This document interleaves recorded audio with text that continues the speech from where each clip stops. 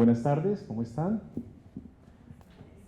Para mí es un gusto saludarlos hoy en la tercera sesión sobre la generación sin nombre de parte de la Biblioteca Nacional de Colombia, Fundalectura.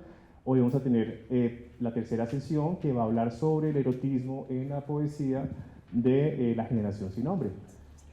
Bien, el día de hoy pues vamos a hacer un pequeño recorrido muy rápido, pero muy rápido, sobre esta generación, el erotismo y algunos conceptos que trabajamos la última vez y que dejamos como en el aire, ¿no? Después de esa lectura que hicimos intensiva de varios textos sobre Cobo Borda, ¿se acuerdan? ¿Sí? ¿Lo recuerdan? Sí. Bien. Habíamos hablado un poco sobre la ironía en los versos de este poeta, el humor presente en él y la intertextualidad, ¿no? Elementos muy intertextuales, su relación con otros textos, y obviamente la cercanía con el amor y también con lo erótico. Hoy puntualmente vamos a trabajar vamos a leer en torno a lo erótico en esta obra. Siguiente, por favor. Y bueno, aquí les traigo unos accesos de una página. Si ustedes quieren continuar leyendo Cobo Borda, pueden escanear el código QR y va a direccionar inmediatamente a la página del Libro Total, una iniciativa cultural muy importante en Colombia de acceso al libro de forma gratuita. Y bueno, creo que les va a gustar bastante porque hay de todo un poquito. En particular acá hago como la selección de lo que es la Biblioteca Digital, la Universidad Autónoma de México y la colección de libros por sentado de la Universidad Externado. Ahí pueden encontrar gran parte de textos de consulta gratuita, se puede descargar de forma gratuita, que es un gran plus. Bien. Habíamos quedado un poco haciendo ese recorrido por Cobo Borda. Aquí, si ustedes recuerdan, fue el lanzamiento o el encuentro que tuvo toda la generación sin nombre hace unos 3-4 años en la Universidad Central. Hay algunos de los integrantes de esa generación y pues vamos a comenzar a hablar de cada uno de ellos. Siguiente, por favor, para poder avanzar. Habíamos hablado de nombres. Cuando uno habla de nombres, pues a veces es pues muy abstracto, ¿no? Como muy por allá. La idea es colocarle el rostro, ¿no? Rostro a esos poetas. El día de hoy vamos a tratar de leer de todos un poquito, menos a García Mafla, que lo vamos a dejar para más adelante, para otra sesión, Álvaro Miranda y Augusto Pinilla. Pero claramente vamos a también a tratar los otros en las demás sesiones. Hoy vamos a hacer una especie de viso panorámico sobre el erotismo en estos. Bueno, tenemos harto que leer, como 10 poetas, entonces vamos a jugar un poquito con el tiempo a ver cómo nos va. Siguiente, por favor. Lo primero sería hablar sobre Cobo Borda, ¿no? Que fue la última sesión que tuvimos hace 8 días y que ustedes recuerdan un poco los versos que leímos, sus poemas, y qué clase de elementos ustedes recuerdan en torno al erótico en esos poemas que leímos. ¿Alguien recuerda un poquito sobre esto? ¿Sobre lo que trabajamos hace 8 días? ¿No? Hicimos una selección bien amplia y creo que hablamos bastante, ¿no? ¿Se acuerdan? Bueno, hoy les traje 2 carátulas de 2 libros que fue editado por Villega Editores hace unos años. Cosa curiosa, cuando yo era promotor de lectura en una biblioteca, estos 2 libros eran de los más solicitados y más sacados en la biblioteca. Había una cierta fascinación en los usuarios por ese tipo de temáticas en la literatura, ¿no? Lo erótico. Y a veces muy por el lado de la mujer, ¿no? Muchas mujeres sacaban esas lecturas para hacer en los trayectos de Transmilenios y demás cosas. Aquí les pongo solamente como comentario cómo Borda hace esa selección sobre el erotismo en la literatura en lengua castellana, y es una cosa muy bien elaborada. De hecho, tiene unas buenas reflexiones y una buena selección de poemas. Pero como la idea es leer, ¿cierto? Eso es un club de lectura. Recomendación esto, pero vamos a leer el siguiente poema, para entrar en materia. Este poema que vamos a leer el día de hoy, como comenzando un poco, va a darnos como la antesala a esas formas particulares en que tiene ese poeta de poder abordar, o los poetas de la generación sin nombre, sobre el erotismo. El erotismo, no sé si alguien quiere leerlo en voz alta para que vayamos entrando en calor. Literal en calor. ¿Alguien quiere, por favor? Listo, gracias. Por favor, Emiro, cuando uno lee un poema erótico, es con la actitud, ¿no? Con la disposición. Uy, fue pucha. ¿Más así? Muy bien. Perfecto. Lo está Vamos a cerrar logrando. los ojos, por favor. Erótica. Bosque vedado, manantial que no cesa, te anega y te desborda. La marea contra la roca, sudor en las axilas, tersura de los muslos, te cubro y te habito. Es áspero y se pliega, tu vello, en la yema de mis dedos, en la punta de mi lengua, el sabor de tu sexo, gruta plena. Lo intenté y lo intenté. Lo leíste muy bien, bien, bien. Bien, están como los tópicos de la poesía erótica, ¿no? Está el cuerpo, está el sudor, está todas las secreciones. ¿Qué más podemos ver ahí? ¿Qué les llamó la atención de este poema? Que ustedes digan, este verso me parece bien interesante, o es demasiado puntual, o tiene un lenguaje figurado, hay cosas que están ocultas ahí. ¿Hay de las dos?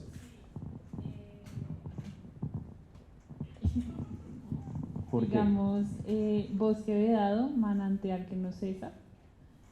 De ahí como que no te anega y te desborda la marea contra la roca. Eso es muy, muy figurado, pero pues ya después sí habla como sudor en las axilas, textura de los muslos, ya es más puntual. Pero no te sonrojes cuando lo dices, o sea, en realidad es increíble, ¿no? Lo que genera. Quizás una de las grandes reflexiones sobre lo erótico es la frontera con lo pornográfico. Han escuchado mucho sobre esto y teorías hay bastantes. Yo quiero que para poder entender un poco la dimensión de lo erótico vamos a leer un texto del mismo Cobo Borda que tiene unas fotocopias que se llama Poesía y Erotismo. Es una reflexión sobre la tradición un poco del erotismo en la literatura en lengua castellana y en general. Entonces la idea es que lo podamos leer y quizás entrar a reflexionar, a hablar un poco sobre lo que es esto del erotismo. ¿Quién se atreve a leer? Sí, todos, leamos todos un fragmento.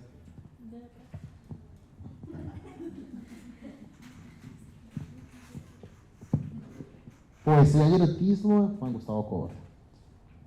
La poesía erótica incita y petrifica a la vez. Esto fue una vez, esto será siempre.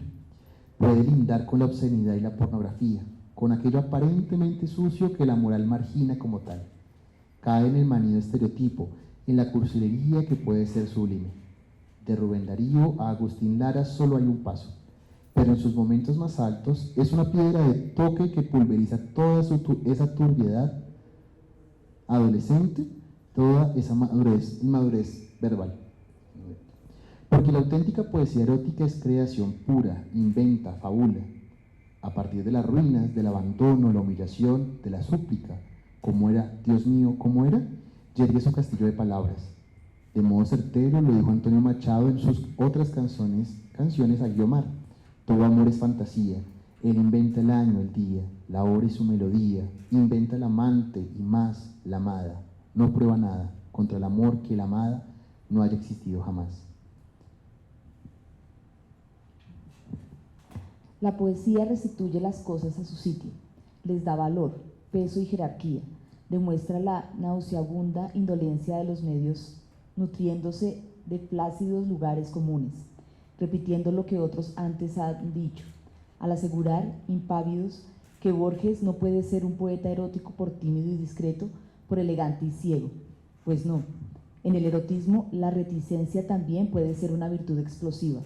Todo brillará aún más, con claridad milenaria.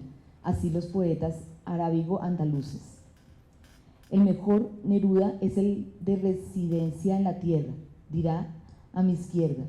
Hay miedo en el mundo de las palabras que designan el cuerpo, en su célebre ritual de mis piernas. Borges, a mi derecha, hablará en la dicha. El que abraza a una mujer es Adán, la mujer es Eva.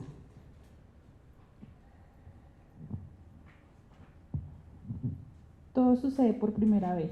Los tranquilos animales se acercan para que yo les diga su nombre. Los libros de la biblioteca no tienen letras.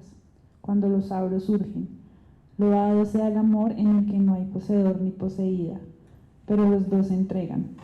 Todo sucede por primera vez, pero de modo eterno. El que lee mis palabras está inventándolas. Como lectores, encarnar las palabras del otro, tal es el secreto designio de este libro. Rubén Darío, en la poesía castellana, un poema de 1882, realiza una pequeña historia de la misma desde el Cantar de mi Cid hasta los Heredia, los Caro, los Palma y los Marroquí. Se apropia así de toda su herencia, esa herencia que él retoma, transforma y enriquece de modo singular, gracias a su genio y a su ingenio. A la luz cordial y musical de su energía creativa, el poeta de las sombras y los abismos es el poeta del sol, de la marcha rítmica y sonora. Y es también el poeta de la pesadumbre meditativa, poniéndose a sí mismo en duda ante esa sucesión de cisnes que lo interrogan, de perplejidades que lo cercan y lo acosan. Solo que los años pasan y mengua su fuerza. Le queda el recurso de tomar al agua primordial, al núcleo central, el fuego del deseo. Si en la poesía castellana repasa con nombres propios nuestra tradición, la de la lengua española, como instrumento de creación, en un poema como divagación, Darío colocará sobre el rostro de la musa las sucesivas máscaras teatrales de la pasión. ¿Te gusta amar en griego? La pregunta y se responde. Amo más que la Grecia de los griegos, la Grecia de la Francia, porque en Francia el eco de las risas y los juegos, su más dulce licor, Venus escancia.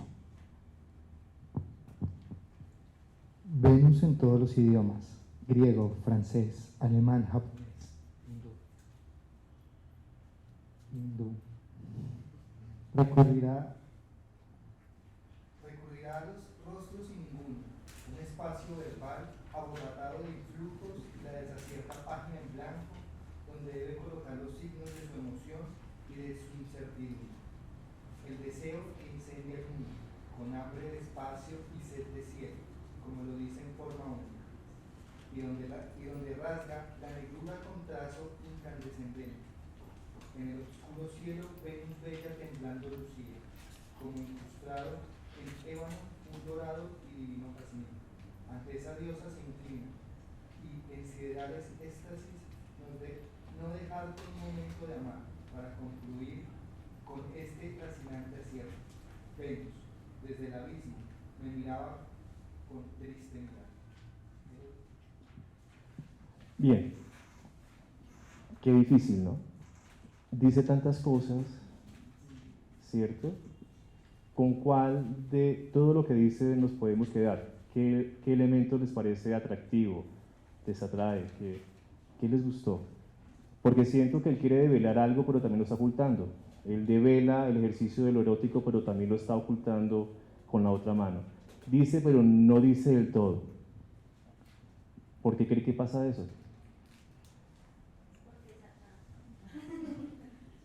Yo creo que el erotismo tiene que ver con lo visto y lo no visto.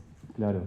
Entonces él está como mostrando eso, ¿no? Y Sí. como en la necesidad, yo creo que el ser humano tiene una necesidad como inherente a él del erotismo y de la sensualidad y de todo esto. Entonces es como, o sea, como ese juego, ¿no? Es un juego, claro. Es un juego Sí, sí. entre el arte y lo erótico. El arte también es como, o sea, sin moral, o sea, no tiene, o sea, si le ponemos moral al arte, pues no sería arte. Claro. Entonces el erotismo también como que nos llama a ese jugar que necesita el ser humano y que muchas veces es vedado. Si lo decimos de frente, ¿será pornografía de pronto? ¿Será? Pues es que para mí lo pornográfico es como lo explícito. Y el erotismo tiene que ver más con lo que se muestra y no se muestra. Entonces es como, hace poco leía sobre este tema que estoy interesada en este momento. Leía que lo pornográfico se agota fácilmente, o sea, uno lo ve y fácilmente se agota. El erotismo siempre está ahí como invitándonos a querer ver o a querer leer más o a querer acercarnos más. Es como una fuente inagotable. Sí, sí, y creo que la fuente inagotable en este caso en particular, con lo que acabamos de leer, tiene que ver con el lenguaje. esa fuente inagotable de las palabras que velan, pero también van ocultando las cosas. La gran definición que tenemos en Latinoamérica sobre el erotismo lo tiene pues Octavio Paz en un famoso libro, ¿no? Que ustedes conocerán, La llama doble. Él hace todo un ejercicio de reflexión sobre lo que es el erotismo y sobre lo que es la pornografía, ¿no? Esa distinción que pareciera tan endeble, pero en realidad tiene que ver con lo estético, con lo estilístico, con la forma en que se dicen las cosas. Lo pornográfico se dice de una forma explícita, podríamos reducirlo de esa forma, pero para otros puede ser también erótico eso, ¿sí? Entonces ahí va la mirada, ¿no? Todo depende de la mirada de quien vea el poema y lo que observa. Para ustedes, ¿qué es lo erótico? ¿Para ustedes qué es? ¿O lo pornográfico? Porque finalmente creo que cada uno tiene una fijación respecto a eso, ¿sí? Todos tenemos una forma de entender estéticamente tanto lo erótico como lo pornográfico. Y uno no está, o sea, concreto con eso, ¿no? Uno va construyendo esas estéticas en la vida, ¿no? Quizás lo que puede ser erótico a los 20 años, quizás a los 60 años no lo es tanto, ¿sí? No, pues tenemos un caso muy bien interesante de García Márquez cuando escribe su última novela, ¿no? ¿Se acuerdan? Cuando él habla sobre estas niñas que están desnudas en la cama, pareciera que fuera un ejercicio erótico, pero pues también puede ser muy mal interpretado, ¿no? Puede también, para alguna sección de personas, puede ser entendido como una cosa mala, ¿sí? Depende de la mirada. Bien, ¿alguien quiere comentar algo? ¿La definición de Cobo Borda? ¿Bien? ¿Qué tal el poema que acabamos de leer? Sí, está en esa frontera, por para atrás, está en esa frontera entre lo vedado, pero lo que es totalmente explícito, ¿no? Es puntual lo que pasa en el acto, pero también está hablando de una forma muy tierna. Y creo que lo erótico tiene que ver con la ternura. ¿O cómo lo ven ustedes?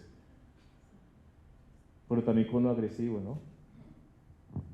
Sí, es que justo tanto del texto que nos compartes como del poema, te cubro y te habito, ¿no? Claro.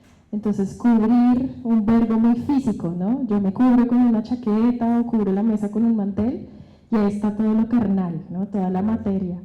Pero uno habita los espacios, ¿no? Y se vuelve como un asunto mucho más sublime, quizás. Y por eso me parece muy, muy interesante porque está el riesgo, pero también el miedo, ¿no? Que Claro. también creo que el erotismo está más cerca del amor, no sé si esto sea arriesgado. Ay. No lo sabemos, sí. Claro, porque es habitar, ¿no? Uno habita algo que desea, ¿no? Y también aparece como el deseo, y que me parece impresionante porque también él dice, la poesía erótica incita y petrifica. Claro. Entonces ahí hay miedo, y me parece muy interesante ver cómo eso, el erotismo y el miedo. ¿Será que el erotismo es como un miedo ahí escondido? O sea, claro, alguien recurre al erotismo porque tiene miedo de ser muy directo, explícito, ¿no? Recurrimos a eso para creer que... O quizá nos atrae eso que es tan oculto, ¿no? Sentimos fascinación por lo que es oscuro, por lo que no es visible, por lo que queremos buscar y encontrar, ¿no? Hay un verso aquí, es áspero y se pliega. Mira lo interesante, ¿no? Porque lo erótico puede ser áspero, pero también puede ser suave, también se puede plegar, pero también se puede comprimir, ¿no? Es como el movimiento. Creo que lo erótico tiene que ver con ese movimiento de la vida, ¿no? Con la mirada que se va construyendo, con los gustos, con el deseo, ¿no? El deseo creo que es el elemento fundamental, el que está siempre cruzando nuestras vidas. Nuestras vidas están llenas de deseo, ¿sí? O lo inhibimos, porque eso nos enseñan también, ¿no? O simplemente buscamos espacios para poder sacarlo a flote. Y está muy bien. Quizás la poesía, como lo define Gustavo Borda, tiene que ver con o lo erótico, tiene que ver con la lengua, ¿no? Con las formas en que se dicen o se comunican el deseo. De hecho, creo que no hay nada más seductor que una persona que pues sepa manejar de una forma muy particular el idioma, ¿no? ¿O no? Niñas, por favor.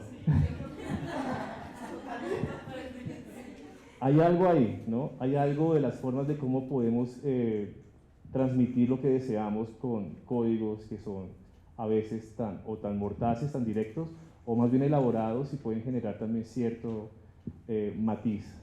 Bien, gracias. Vamos con otro poeta de esta generación, con José Luis Díaz Granados. José Luis era o es de Santa Marta. Es un poeta que, a diferencia de Cobo Borda, que es mucho más, digamos, más reflexivo con el idioma, yo siento que José Luis Díaz es mucho más concreto, es un poeta de lo exacto, de lo concreto. Y si tenemos una definición de lo erótico en Cobo Borda, pues también lo tenemos en José Luis Díaz. No sé si alguien quiere, por favor, ayudarme a leerlo en voz alta. ¿Algún voluntario, por favor? Bien, erótica, lo voy a leer yo. ¿Ah, sí? ¿Lo vas a leer? Ah, bien. Es que no tenemos micrófono. Pues ya. Vale. Bien, gracias. ¿Se oye? Sí. ¿Sí? Erótica, de José Luis Díaz Granados. Tú eres mi patria desnuda, por donde el río nocturno derrama agua de luz en tu orilla de musgo. ¿Lo leemos otra vez? Sí. Porfis. Tú eres mi patria desnuda, por donde el río nocturno derrama agua de luz en tu orilla de musgo. Bien, preguntas, inquietudes sobre este poema. ¿Les gustó? ¿Sí? ¿No? Tú eres mi patria desnuda. Interesante la noción de patria, ¿no? Patria desnuda. ¿A qué aludirá acá José Luis? ¿Cómo lo ven ustedes? ¿Qué es la patria? El paisaje. Sí, es un paisaje desnudo. Es a donde perteneces. Donde La perteneces. patria es a donde perteneces. Claro. O sea, que perteneces a lo erótico, ¿no? Perteneces a ese espacio, a ese territorio que es lo erótico. Por donde el río nocturno derrama agua de luz en tu orilla de musgo. ¿Orilla de musgo? Humedad. Si se dan cuenta, es un poeta mucho más concreto, ¿no? Él no lo elabora tanto como, lo elabora de otra manera diferente, ¿no? Y eso es una particularidad de la generación sin nombre, que no hay un, digamos, estilo definido, pero sí, digamos que hay una noción de temporalidad que ya hemos hablado acá. Cada quien tiene unas búsquedas estéticas diferentes. Acá José Luis tiene una muy particular que, si se dan cuenta, se diferencia un poco lo que hemos visto con Gustavo, que es mucho más elaborado, hombre, no elaborado, simplemente con un lenguaje mucho más estilizado, mucho más grandilocuente, si queremos llamarlo de esta forma. Bien, esperamos, leemos el siguiente. Gracias. Bien, José Luis. También de José Luis, atrás por favor. También de José Luis vamos a leer otro poema que se llama Amantes. ¿Alguien por fin me ayuda? También están las fotocopias si lo quieren, eso es más adelante. Tenemos un epígrafe de un poeta.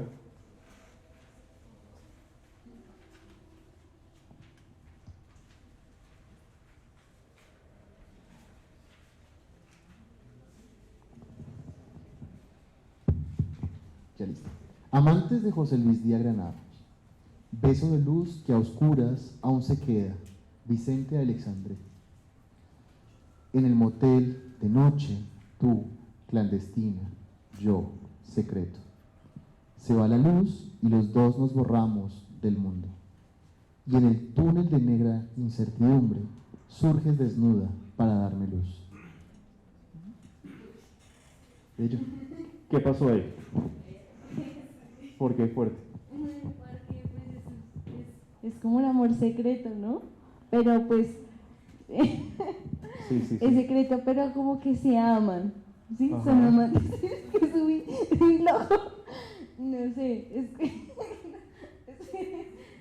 Sí, ¿no? Pues sí, es que o sea, son amantes, pero sí es súper secreto, pero se pierden como en el alma de cada uno, ¿no? Porque digamos que el erotismo es eso, es como perderse en el alma, es más allá de como de un solo cuerpo, sino de los cuerpos, sino algo más allá. Entonces, Acaba de tocar un punto bien importante, y es que tenemos lo erótico del cuerpo, pero también hay erótico del lenguaje, ¿no? Este erotismo que hemos visto tiene que ver con la corporalidad, ¿no? Con los fluidos, ¿no? Quizás en el anterior verso, el otro poema de José Luis, era un poquito diferente. Este es mucho más clandestino, ¿no? Más, digamos, mucho más frontal. ¿Alguien quiere comentar algo sobre este poema? ¿Sí?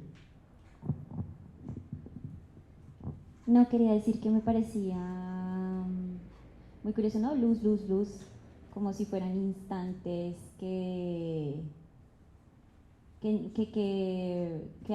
acaban, derrotan con la noche, con el secreto, con lo oculto.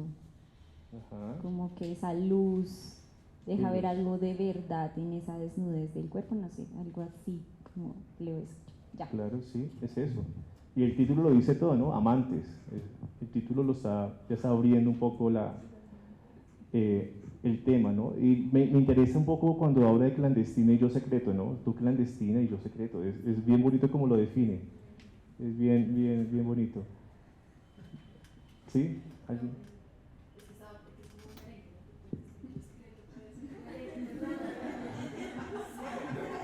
Puede ser un merengue o una salsa rosa, ¿no? Una cosa así de esas de los 90. Aquel viejo motel, ¿no? Sí, ¿sí? ¿Por qué? Los veo muy puritanos con los moteles. Está en la música, está en la poesía y está en la vida, ¿no? Pero sí, quizás también es porque es un lugar que pareciera muy de esa salsa de bailar, ¿no? Eso también es interesante, cómo se ha permeado tanto esa figura del espacio del motel, ¿no? Y la clandestinidad como si fuera el espacio de los amantes, pero también de los amantes, de los novios, de los esposos. Quizás la noción de amantes es el que ama, ¿no? Amantes al cual se ama, pero siempre se alude de que el amante es el otro o la otra. Y en la noche, en la clandestinidad, cuando amantes, pues es el que ama, ¿no? Debe ser no esposos, sino nuestros amantes, ¿no? Puede ser. ¿Cómo lo ven en ese ejercicio secreto del amor? Claro. Que nos lo han recordado últimamente los reggaetones, pero me gusta ese verbo borrar. Dice, se va la luz y los dos nos borramos del mundo. No es muy común ver en los que hemos leído algo de poesía ese verbo borrarse de la faz del mundo, ¿no? Entonces me gusta el verbo. Sí, como que pareciera particular. ¿Por qué nos borramos? ¿A qué hace alusión ese borrarnos del mundo? Es como cuando usted corrige algo, ¿no? Cuando usted borra. Se corrige en el amor, mira, wow. Porque usted quiere, como que esto no era así, pero lo queremos mejorar. Muy bien, lo podemos borrar y volver a hacerlo. Bien, sí, chévere, ¿no? A la conexión. Clandestinidad y dentro de ese secreto, el hecho de encontrarse y conectar, digamos, dos almas, hace que se borren del mundo, como que desaparezcan. Claro, pero también lo que decía el compañero lo entiendo porque también en el amor se construye, ¿no? Se borra y se vuelve a construir sobre algo, sobre lo que nos gusta o lo que no nos gusta. Es interesante porque también puede ser borrarnos como seres existentes e individuales y quedarnos en esa nada que somos los dos, ¿no? O nos borramos como estamos aprendiendo a hacer cosas, o sea, creamos pero borramos y volvemos a crear, es como una especie de palincesto, una cosa así profundo, ¿no? Bien, pero eso ya es ir más allá, ¿no? Vamos con el siguiente poeta, si les parece. También de la generación sin nombre, Elkin Restrepo. Elkin es de Medellín y el día de hoy también vamos a leer algunos poemas de él.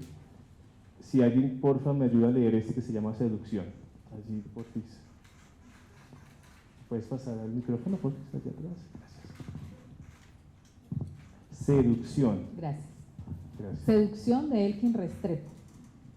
Y todo aquello, los besos, los abrazos, el delicado aroma que te distinguía entre las otras, si poco o nada significaron, ¿por qué presta ahora su emoción a estos versos? No era una suerte común la que nos esperaba. De hecho, una vez pasó aquella tarde amorosa, cada cual tomó por su lado y fue al encuentro de su verdadero amor. Su verdadero amor, dejamos de avistarnos. Después llegó el olvido, que vence siempre en su lucha por atarnos a otras cosas. Hasta hoy, cuando la realidad del poema me devuelve a la ilusión de tus brazos. Otro estilo totalmente diferente a los que hemos visto, ¿no? Tanto de Cobo como del señor José Luis Díaz Granados. ¿Qué les genera este poema? ¿Lo leemos otra vez? ¿Sí? Vale, por favor. Ahí, sí. Y todo aquello, los besos, los abrazos, el delicado aroma que te distinguía entre las otras, si poco o nada significaron, ¿por qué presta ahora su emoción a estos versos? No era una suerte común la que nos esperaba. De hecho, una vez pasó aquella tarde amorosa, cada cual tomó por su lado y fue al encuentro de su verdadero amor. Su verdadero amor, dejamos de avistarnos. Después llegó el olvido, que vence siempre en su lucha por atarnos a otras cosas. Hasta hoy, cuando la realidad del poema me devuelve a la ilusión de tus brazos. Qué bello, ¿no? Es muy bonito. Muy bello. ¿Alguien quiere comentar algo? ¿Quién les llamó la atención de este poema? A mí yo lo quise leer porque le eché una ojeada y me pareció bonito porque siento que es como que cada uno de nosotros pudo haber vivido una historia muy parecida cuando uno recuerda como esos amores, esos primeros amores que uno pudo haber tenido. Y me gusta como dice, en la parte como dice que ese delicado aroma que te distinguía entre las otras, o sea, para él ella era muy especial en ese momento, ella marcaba una diferencia, pero luego le dice que si poco o nada significaba, ahora sí, ahora que no la tiene presente, que es como un recuerdo, entonces empieza, yo pienso que uno también dentro de la memoria, lo que son los aromas, las emociones, todo eso que uno ha vivido es lo que le trae esos recuerdos. Entonces recordarlo ahora es como que le da un significado diferente. Pienso yo, pues ve, fue bonito, en ese momento no significaba tanto como ahora cuando lo está recordando. Y ahora que está escribiendo los versos, entonces es como que le encuentra ese mayor valor, eso que no le dio tanto al principio. Sí, eso es bien interesante y chévere porque si se han dado cuenta, siempre que hablamos de lo erótico, hablamos de los sentidos. Los sentidos son la piedra angular de todo esto, ¿no? Ya sea el tacto, el olfato, los sabores, ¿no? Sí, o ver, ¿no? Creo que todo tiene que ver con la mirada, con eso que nos hace humanos, ¿no? Que es poder tener esos sentidos al tope. Y creo que el poema lo logra, ¿no? Está hablando del recuerdo, pero está hablando de un recuerdo que finalmente se vuelve presente en el poema. Que eso es lo bonito, ¿no? Como, hombre, este poema, si a poco nada significaron, ¿por qué presta ahora su emoción a estos versos? Y al final termina como que hasta hoy cuando la realidad del poema me devuelve la realidad del poema. ¿Sí? ¿Por qué la realidad del poema? Me devuelve a la ilusión de tus brazos. Qué bonito, ¿no? El poema es una especie de fotografía de un momento determinado, o ese ejercicio de seducción que pudo haber pasado con esa persona, o que todos, como tú lo acabas de decir, hemos pasado en alguna parte de nuestras vidas, ¿no? Y que se vuelve poema finalmente, un recuerdo por allá dentro de nosotros. ¿Alguien quiere comentar algo sobre este? ¿Sí? Ah, sí, dale y... Bueno, siento que me un poco también el erotismo que se venía trabajando, o sea, que ya se había visto de Coborda y el anterior. Siento que esto tiene una delicadeza diferente, ¿no? Y bueno, digamos que a mí me llama mucho la atención este tema del olvido, porque vuelve nuevamente a recordarse ahí en el poema, o sea, la realidad, digamos, de ese recuerdo, o la encarna, yo me imagino que en la lectura o en la propia escritura de ese poema. Entonces creo que ahí sí hay una distinción, ¿sí? A veces siento yo que aquí lo erótico es más a lo que mencionabas, que es como los sentidos, la proxemia seguramente, y como la cercanía de los sentidos entre unos y otros, ¿no? Entonces creo que ahí siento yo que la figura también del erotismo abarca otros lenguajes. Sí, pareciera que los primeros poemas son como, estoy observando el elemento erótico, pero aquí siento que hay una conexión emocional con algo muy particular, ¿no? De mi recuerdo. A mí me pareció más, si el anterior era como un merengue, no sé, este me pareció como un tango, que es como el encuentro y el desencuentro, ¿cierto? El de tocar y no tocar, y ese es el juego del tango, o sea, en el tango nunca se llega a cumplir nada, siempre estamos en ese juego con la pareja y es muy erótico el tango y está como en este juego, no lo había visto antes, entonces si el encuentro y el desencuentro hace parte de lo erótico. O sea, es Total, claro, es un laberinto, ¿no? Es un laberinto que uno encuentra o se pierde. Sí, sí. Creo que los grandes amores que hemos tenido cada uno de nosotros en la vida tiene que ver con esos laberintos de desencuentros también, que también es un elemento erótico, ¿no? De deseo absoluto por algo que no, o por alguien que finalmente no cristaliza, ¿no? ¿Sí? Exactamente. Bien, sí, chévere, chévere. ¿Ibas a comentar algo más? Aquí. Quiero decir una cosita. Y es que me parece muy pues, curioso este segundo estrofa. Dice, si poco o nada significaron, ¿por qué presta ahora su emoción a estos versos? Y es como en el mismo poema está reflexionando sobre ese evento que lo convoca a escribir, ¿no? Claro. Entonces uno siente ahí como la voz de alguien, del autor, del poeta, que está volviendo sobre sí mismo a decir, sí, pues parece ser, o si no fue tan significativo, porque esa emoción se va a develar a continuación. Eso me parece como bonito. Sí, ¿no? Y remata diciendo, cada cual tomó por su lado y fue el encuentro de eso, y fue al encuentro de su verdadero amor. Quizás no era el amor que estaba ahí, ¿no? Era, ¿sí? Yo iba a hablar de ese párrafo que fue al encuentro de su verdadero amor. Es como, y después se hace la pregunta, ¿su verdadero amor? O sea, es como, ¿en serio es él? Es como darse ese recuerdo y decir, él o ella, porque pues no sé de quién está hablando, pero es como decir, ¿en serio era él o era yo? Entonces como que se hace esa pregunta y es muy denso, no sé. Sí, o fue un espacio que pasó y ya no pasó, ya, se fue. Sí.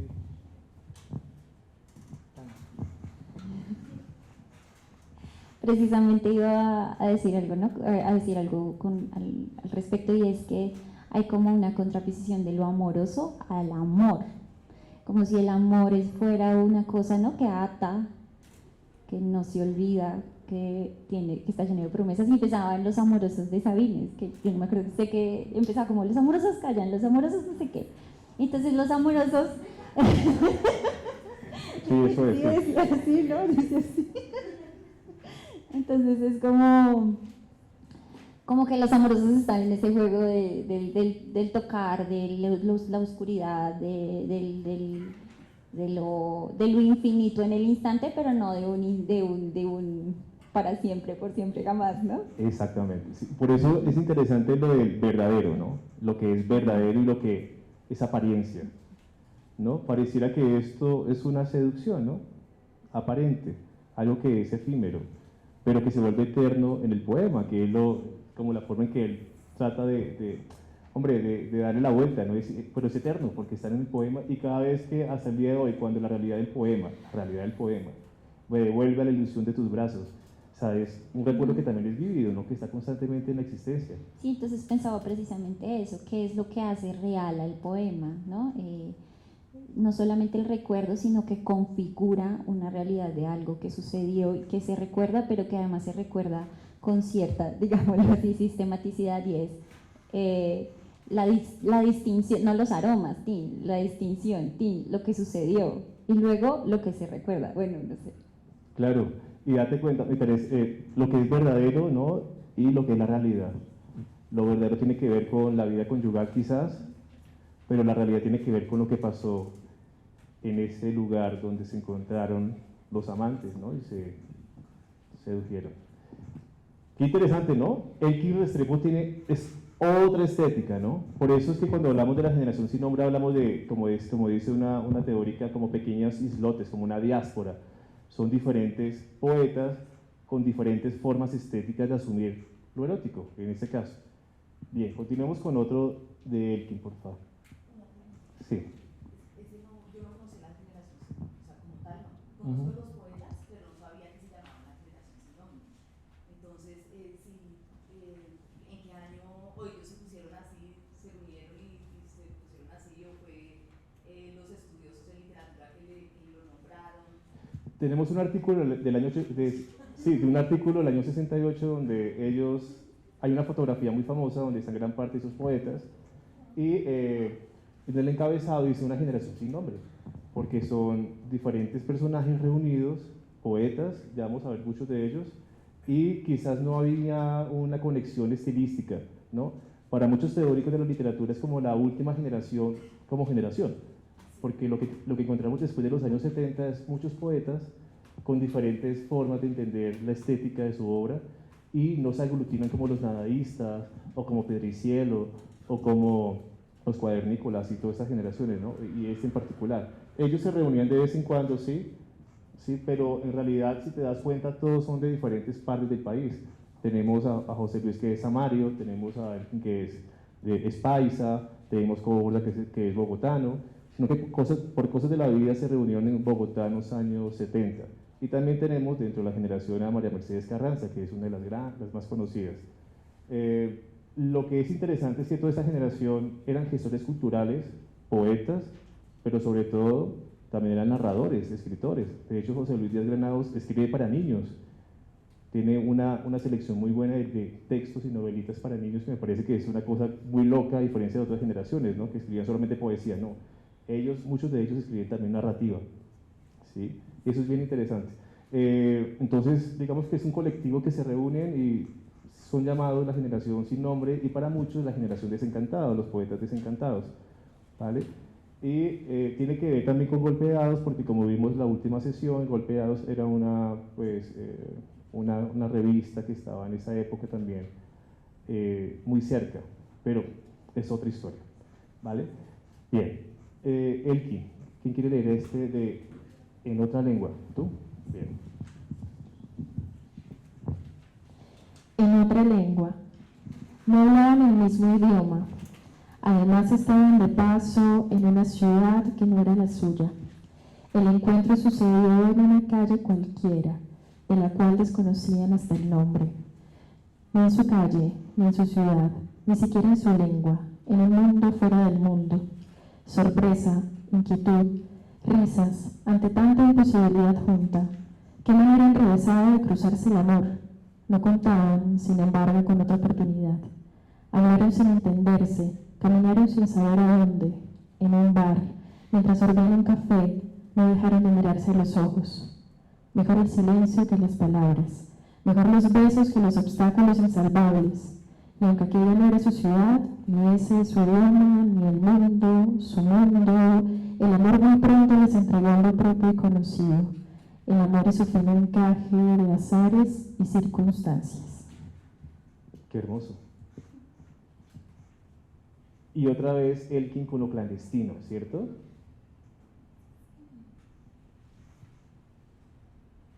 ¿Algún comentario? ¿Sí? Espera. Es que me sonó en la cabeza, era un pueblo con mar. ¿Sí? Pensé en la canción de Rocío Dúrcal y ¿quién es esa otra? ¿Quién es el cantante? Y nos dieron las pensé en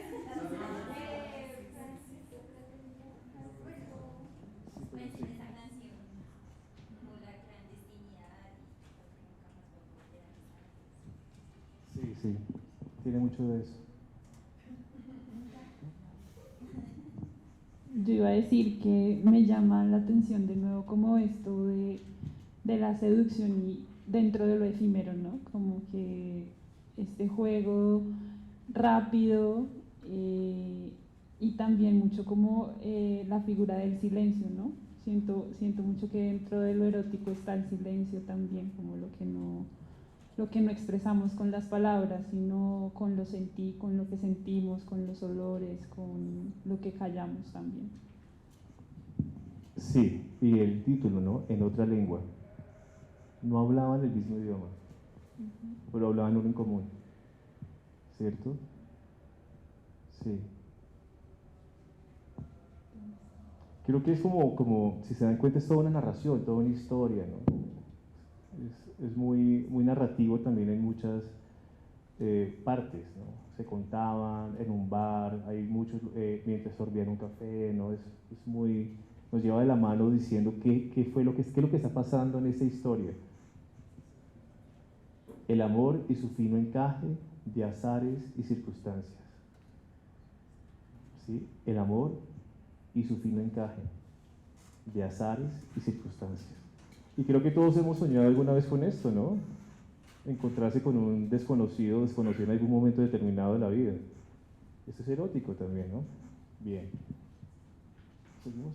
Vamos a dejar a Elkin lo vamos a retomar en las próximas sesiones, pero vamos con uno de los grandes de la literatura colombiana y sobre todo de la literatura de corte erótico, que es Darío Jaramillo Agudelo. Él es de Antioquia, de Santa Rosa de Osos, y hoy vamos a leer 3 de él, ¿vale? 3 poemas que creo que nos va a acercar bastante. No sé si alguien quiere leerlo en voz alta. ¿Algún afortunado que quiera leerlo?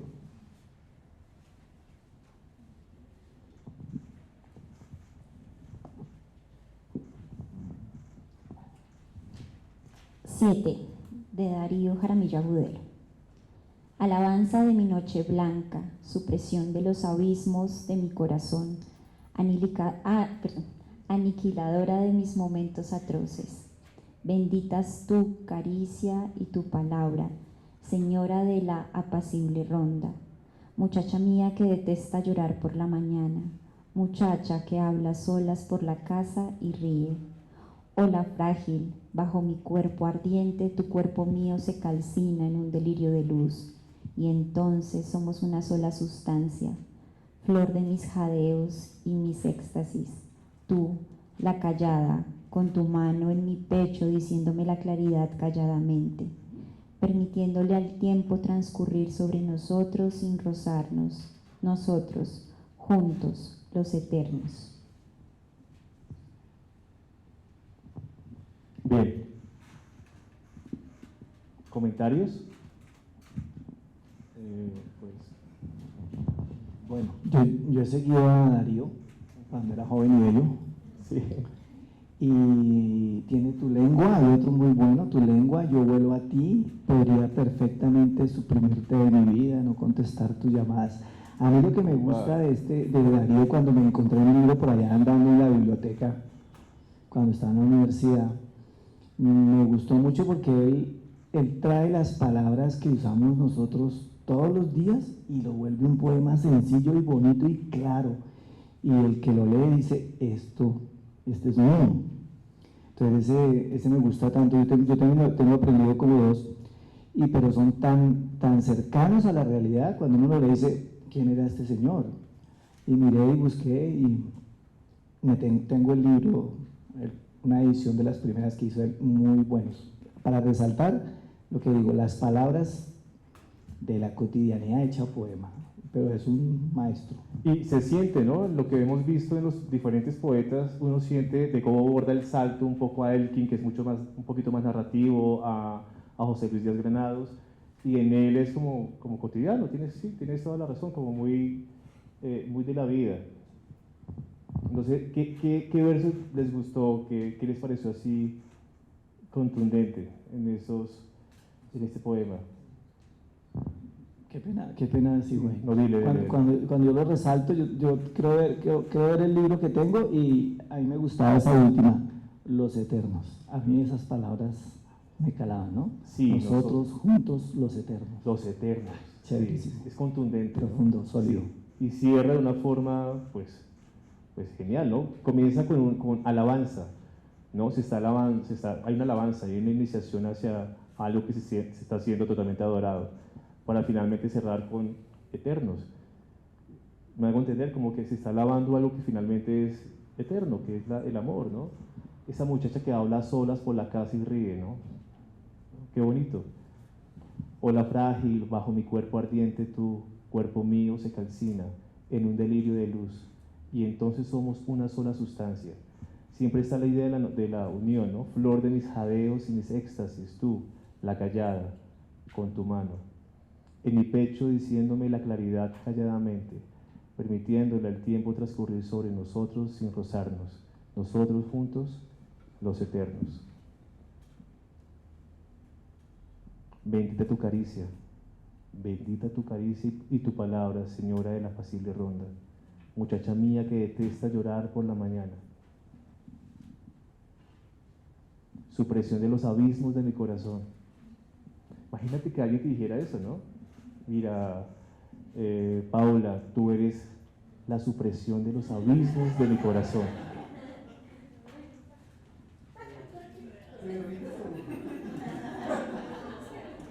Hermoso. Pero además es como un lugar seguro, ¿no? ¿El abismo? No, es como luego es que ella dice como la apacible ronda, ¿no? Y me imagino que la imagina ella como un río donde se puede descansar, donde el tiempo no transcurre, donde el tiempo no les afecta, ¿no? Y entonces es aniquiladora de esos momentos atroces, ¿no? Es como y como que lo erótico también puede pasar por ahí, ¿no? Como en donde los sentidos pueden descansar y también aflorar. ¿Sí me hago entender? Sí, claro, no, total. Es que siento que todo el poema está lleno de un erotismo muy tierno, hay mucha ternura. Entonces, sí, y entonces suprimir los abismos es eso, es no dar espacio de tiempo a la duda, al vacío, a la caída. Pero no es la caída en ti, sino la caída mía, es mi caída, ¿sí? Mis vacíos. Mis vacíos, mis ¿sí? caídas, mis huecos. Sí, exactamente, y eso se aliviana con esta muchacha que detesta llorar por las mañanas. Creo que nos pasa mucho con los compañeros sentimentales, ¿no? Un buen compañero sentimental nos lleva a esa suspensión de la vida, ¿no? Nos lleva es una especie de paracaídas en ese abismo que es la existencia. Y creo que Darío Jaramillo lo logra, ¿no? Y en esa caída pues somos eternos finalmente. Sí. Sobre eso mismo, debo decir que cuando leí Tú la callada me dio como un escalofrío de patriarcado, pero sí. Pero luego me calmé y el tema del silencio me parece impresionante porque podría decirse que aquí el erotismo es sobrehumano, porque el silencio es la oposición al lenguaje y el lenguaje es lo que nos hace humanos. Entonces el tema de la callada, el silencio, las palabras, ¿no? El erotismo es ese, ¿no? Y en este caso es en este instante en el que el lenguaje, ¿no? La palabra no está. Entonces somos menos humanos, por eso somos eternos, ¿no? Entonces claro. me gustó eso del silencio, como de la palabra. Lo que acabas de decir me parece interesante porque el poema es un recorrido, ¿no? Que va desde la alabanza hacia el otro, hacia lo que está pasando, alabanza de mi noche blanca, ¿no? Es la alabanza de ese momento, hasta finalmente la sumisión, ¿no? Que implica también el hecho de alabar. O sea, uno no alaba con altivez, uno alaba ¿sí? Calmadamente, ¿no? Con contemplación hacia lo eterno. Creo que te lleva, ¿no? Y creo que el punto intermedio del poema, que finalmente es lo frágil, ¿no? Bajo mi cuerpo ardiente tú, la fragilidad de lo que somos, ese camino de la alabanza, lo más concreto que viene siendo la corporalidad, para finalmente volver y reivindicarnos en lo eterno. Sí, es como una especie de trasegar. Pero tiene razón, ¿no? Pero finalmente yo creo que el erotismo también es lo callado, ¿no? Lo calladamente. Y esa muchacha mía que detesta llorar, ¿no? Yo me quedo con ese verso. ¿Ibas a decir algo? No, que no es silencioso, o sea, es un callado que está hablando con otras cosas. Sí, claro. Es que el silencio comunica. Claro. Sí, claro. No es un silencio, no es un silencio solitario, ¿no? Es un silencio estruendoso, de hecho. Sí. Bien. Yo quiero sumarle algo Sí. a eso, y me parece, pues, todo este elemento contemplativo, ¿no? Que es muy chévere, como se contempla al sujeto, a la sujeta amada al menos, la contemple, cómo desde la contemplación se inspira toda esa seducción. Pero me parece muy chévere, digamos, como la obsesión también por la unidad, cómo nos unimos, cómo nos volvemos uno, pero que no se queda ahí, ¿sí? Como que nos volvemos uno y después volvemos a ser cada uno individual, y pues vemos como el tiempo pasa, no nos roza y somos eternos en plural. Eso me parece chévere, porque creo que en los anteriores sí hay como una obsesión por ser uno, y como Sí. lo erótico es ser uno, Sí. pero aquí se vuelve otra vez a ser cada uno lo suyo. Y tienes razón, ¿no? Porque nosotros sin rozarnos, ya hay un momento en que hay un aislamiento, ¿no? Y nosotros juntos, o sea, no nos rozamos, pero estamos juntos finalmente, ¿no? En lo eterno. Bien, bien. Continuemos, por favor. Gracias. Vamos con uno de, creo que a mi compañero le va a gustar mucho. Este es maravilloso. Sí. ¿Quién quiere leerlo? ¿Lo lees? Disculpen. De una. Yo vuelvo a ti. Me persigue tu olor, me persigue y me posee. ¿No es este olor un perfume sobrepuesto sobre ti? No es el aroma que llevas como una prenda más. Es tu olor más esencial, tu halo único. Y cuando ausente mi vacío te convoca, una ráfaga de ese aliento me llega del lugar más tierno de la noche. Yo vuelo a ti, y tu olor me impregna después de estar juntos en el lecho. Y ese fino aroma me alimenta, y ese aliento esencial me sustituye. Yo vuelo a ti. Bien. ¿Algún comentario? Veo en todos una sonrisa. Sí. Lo que pasa es que es la sutileza con la que él habla, ¿no? Y desde el poema anterior no se ve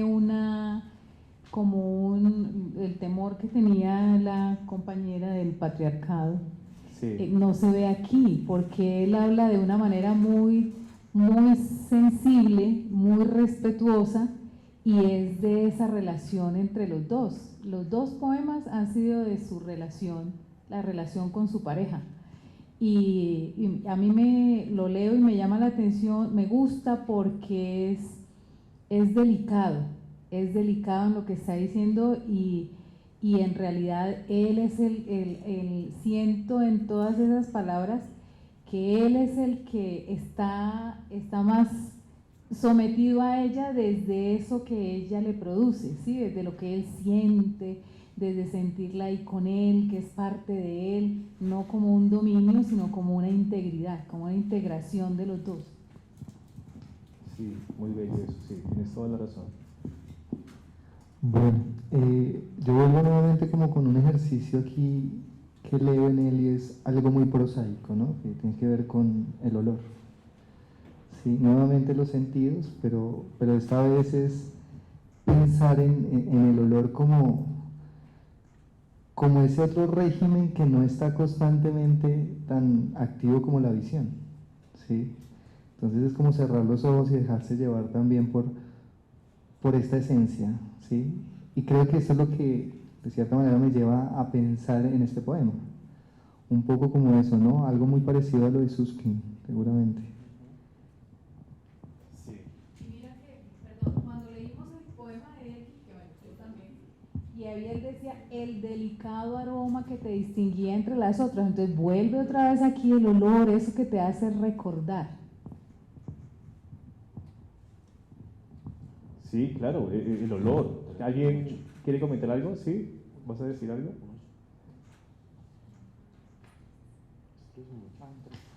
¿El número es un 3 o es un 8?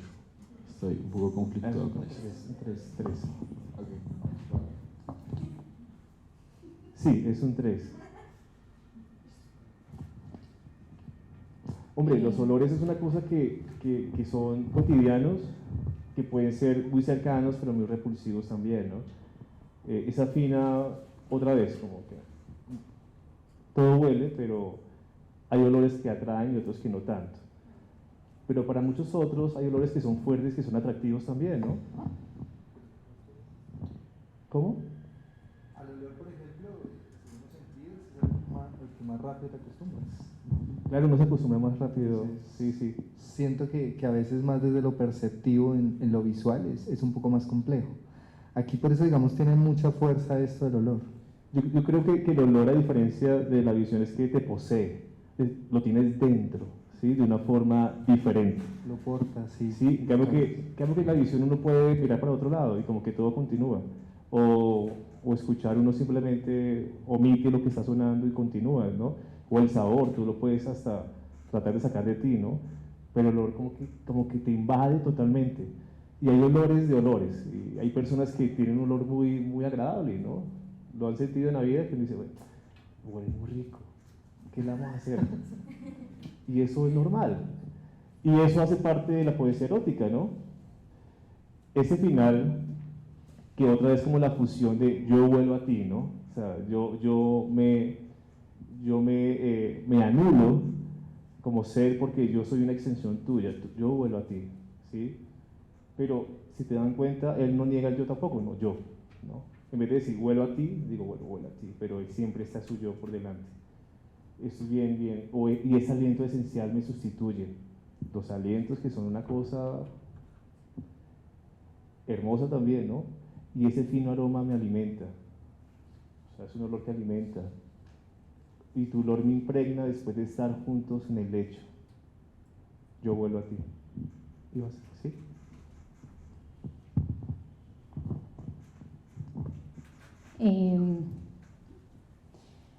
Pues comparando este poema con el anterior, creo que me agrada más este en cuanto a definirlo como erotismo.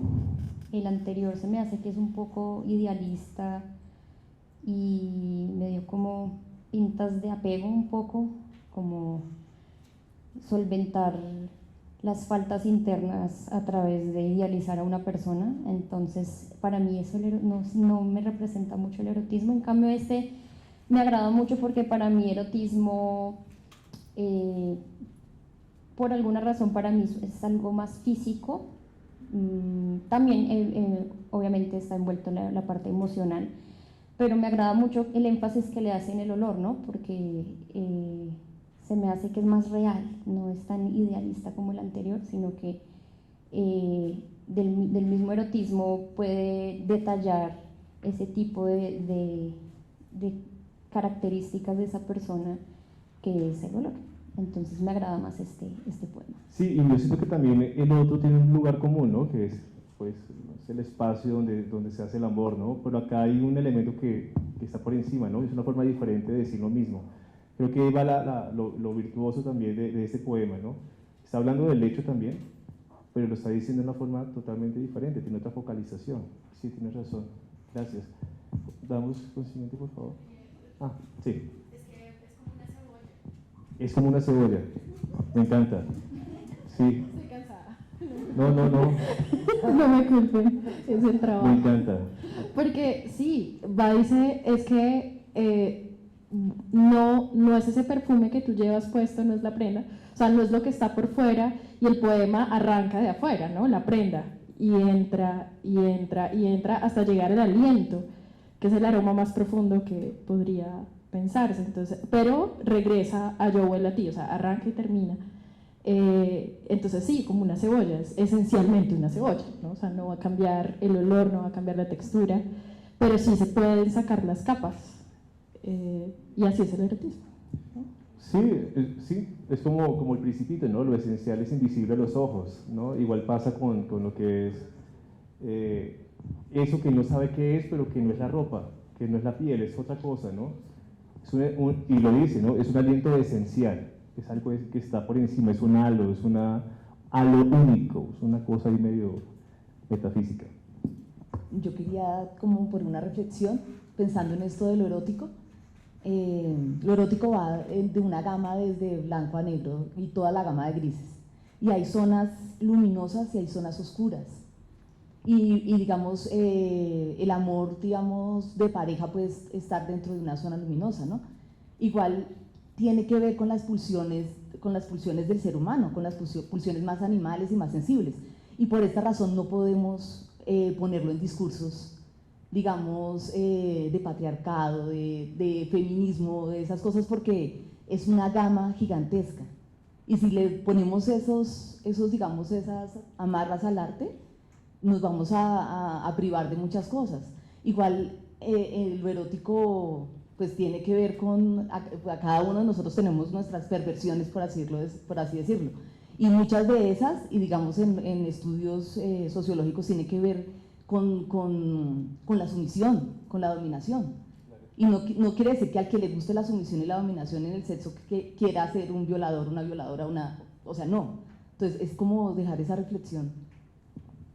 Sí, como que las fronteras de las etiquetas, o sea, está por encima de las etiquetas, ¿no? Hace parte de lo esencial, otra vez, ¿no? Lo que somos como seres, pues, animales finalmente, ¿no? Pero también somos seres animales que queremos reflexionar sobre eso estéticamente, que es lo bien interesante, ¿no? Aunque es un ejercicio final muy básico, muy animal, ¿no?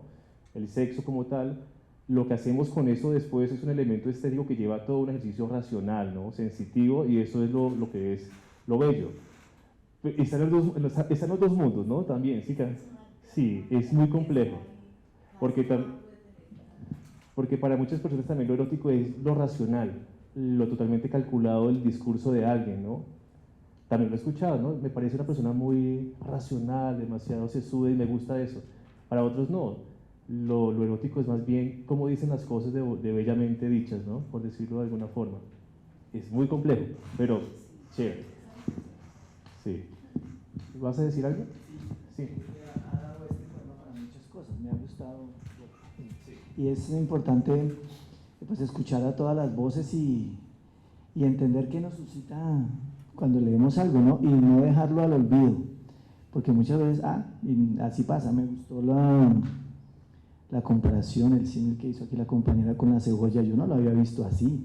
Mire, es más, yo estos poemas no los había traído desde el erotismo, yo los había relacionado más con el romanticismo, yo creo que en ese momento yo lo viví de otra manera, ahora con ustedes estoy aprendiendo y repasando y entendiendo otra mirada de este poema y viendo otras miradas que dan ustedes, ¿no?